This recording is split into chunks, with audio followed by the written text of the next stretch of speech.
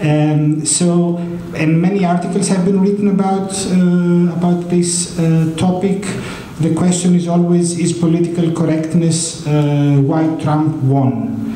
And my question would be, it's true that Trump opened the Pandora's box when he began his assault on political correctness, and it seems like it worked, and it still works for him politically, right? And do you think he will continue to help lower the standards of political dialogue and provide further cover for the rise of hate speech? And that would be the one question. And the other one is, you mentioned this research. I also found it from October 18. Among the general population of the United States, a full 80% believe that political correctness is a problem in their country. And my second question would be, people who voted for Trump, right, who were sick and tired of this whole political correctness thing. What were they tired of not being able to say, in your opinion, and what was it that they felt constrained to say? Thank you. So, of course, in some ways I'm not fully qualified to answer this, but I can... Since we're at the Diplomatic Academy and it's also an international relations topic, it would be interesting to say a few words about that. Sure. So, is political correctness why Trump won? Certainly his use of the term political correctness played a massive role, and it was something that his supporters said time and time again how much they appreciated Trump destroying these norms that had been built, that they believed had been built up, right? So the way that Trump spoke about women, for example, many of his supporters thought that this was great, that they loved hearing someone say nasty things about women. Same with the way that Trump spoke about immigrants, Mexicans, African Americans, you name it. I mean, virtually every group. Disabled people, he mocked disabled people. He even managed to mock John McCain, who was a former prisoner of war in Vietnam. Yes, I think a lot of his supporters were delighted with the way that he overhauled so-called political norms. As for the existence of PC culture and a backlash, I am not personally convinced that political correctness culture is really a thing. Yes, there are examples of it being taken too far.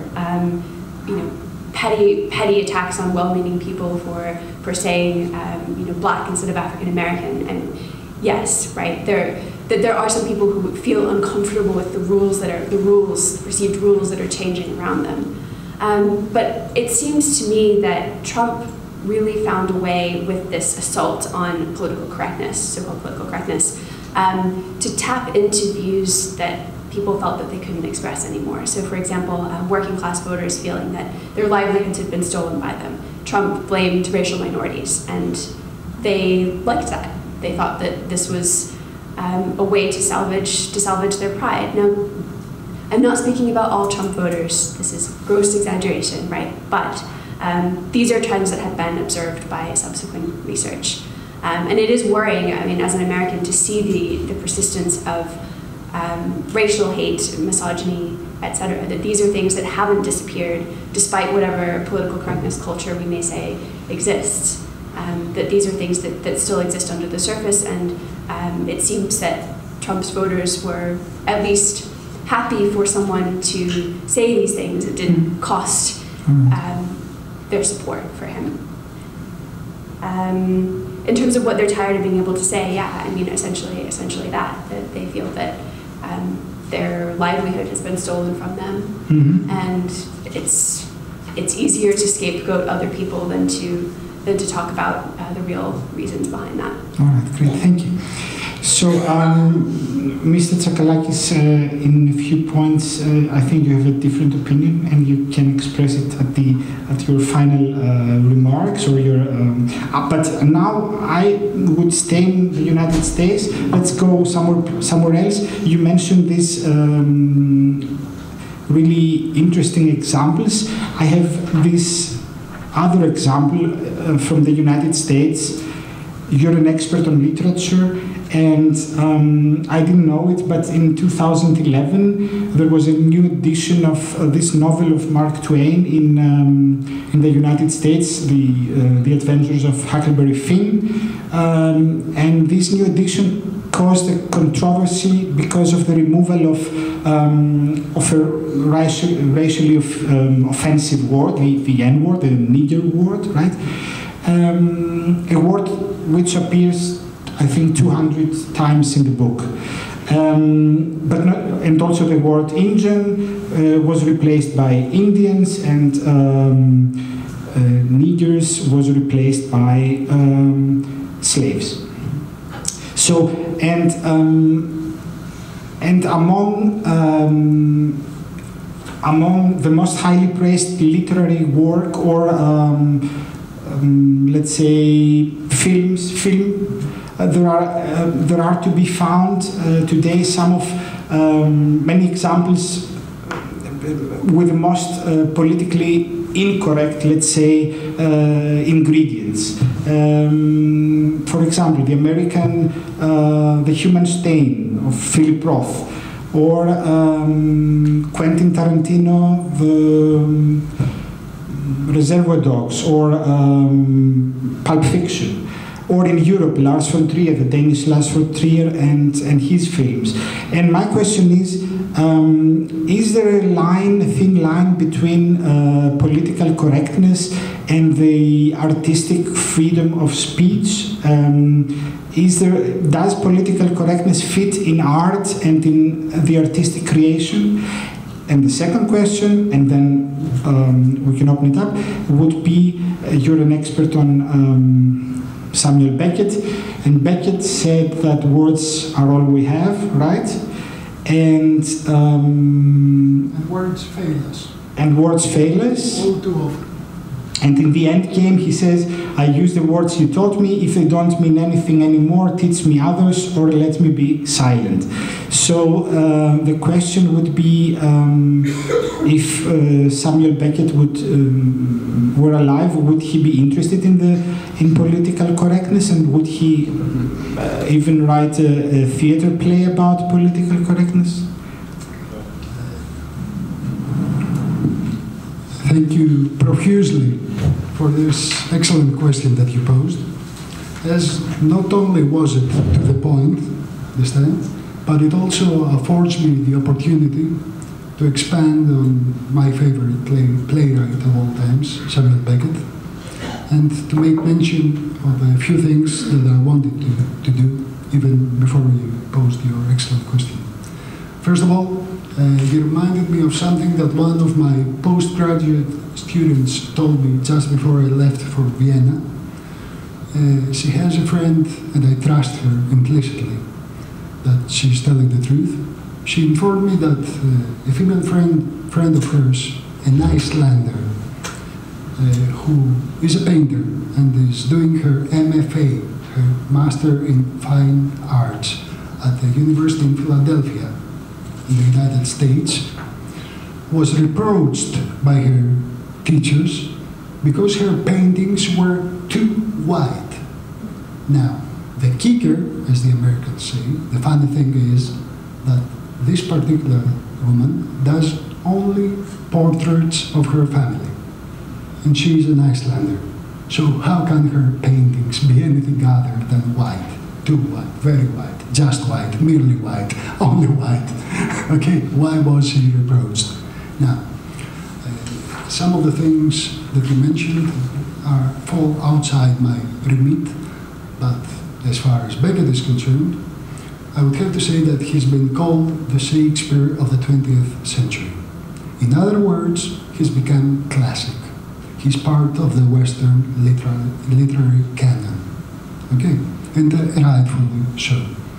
what is classic, whatever is classic, is timeless, is transcultural, is universal, is beyond reproach, is above criticism, is immune against petty attacks. However, if he wrote the same texts today, I am of the opinion that he would most likely be under fire from PC authoritarians. And if he were alive today, I think that he would be turning in his grave. He's already being condemned by many PC ideologues because there aren't many strong or badass, as they call them in the States, female characters in his plays. For instance, someone might be affronted, a PC exponent might be offended by the fact that Gogo, in Waiting for Godot, says that people are bloody, ignorant apes, and I agree with him 100%. Or Dr. Puke, from Beckett's first play, Eleutheria, if you know it, Greek word, Eleutheria, freedom. He could have called it freedom, Eleutheria. Dr. Puke, one of the protagonists in this play, says that humanity is a thorny problem, a difficult issue that must be resolved, and he proposes that some of the ways that we might deal with this thorny issue of humanity is by following my namesake, Thomas Malthus's controversial ideas on population control via euthanasia, celibacy, wars, abortions, and other natural disasters or preventative checks. So I think that Beckett would certainly have many problems with PC ideologues today. Now, I would also like the chance at a rebuttal to some of the things that Dr. White said before, but... Do you want to do it? No. At the end, if you don't mind. We could certainly go on for a long time on this topic. Does anyone of you want to has a question, or to Mr. Tsakallakis or to Mrs. Johnston-White? Yes. Could you please tell us your name and? Okay. My name is Tatiana Teshistrinka. I come from Belgrade, from Serbia. Live almost 8 years here in Vienna. I studied communications and Greek language and literature at the University of Belgrade. And I would like to ask Dr. Tsakallakis, if it's possible, to give us a kind of prognosis, if it's possible for you, how far will all this go? Because I'm afraid there is no limit, and it's becoming a kind of absurd itself. So it's becoming an absurd itself. So I'm curious if you could use your imagination and your knowledge and tell us where is the limit. Thank you. Other questions, please? Yes, please. My name is Nazar Elos. I'm just a friendly listener. I have one problem with the PC thing. For me, there are two things. One is the everyday PC I use. Not saying to a person a rude word, and the other one is ideology. Using it in a way that I harm somebody by maybe in good intention, but maybe as Dr. White mentioned it, by using it against us as a weapon, saying you do it, use PC, it's not correct. So where's the difference? Or should we condemn the whole term, or make this split between the everyday thing I use in my human life and by using it as a weapon? And then one example I wanted to state is there is a book from an Austrian author, and she used Negerpuppe, Negro doll, as a term. This book was written 20 or 30 years ago. At that time it was politically correct. They brought the book out a second time and they let the words stay there, but they made a comment at the first page explaining that this is history, that it was used in that way, And I think we shouldn't change history backwards, because then we do the same thing as people did in the Stalin time or the Nazi time, or even Trump is doing now. They are changing history. Let's make history what it is. Let it be history and change from now on. But let these things stay and learn from them. That was a remark, not a question. I think I mentioned it at the first. All right. Do we have any other questions, please? Hello, my name is Omilia του. I'm the head of the consular section of the Greek Embassy. So I have a question for you, Dr. Johnson-White. You commented on the Trump election for the US. My question is for both speakers. I would like you to comment on the relationship between PC and populism, and how we see that populism is on the increase on a global scale. Is it because there is a popular, let's say, reaction to PC, or because PC is also manipulated in a populist way? Thank you, Mr. Magdalidis. You already answered your own question. I wonder.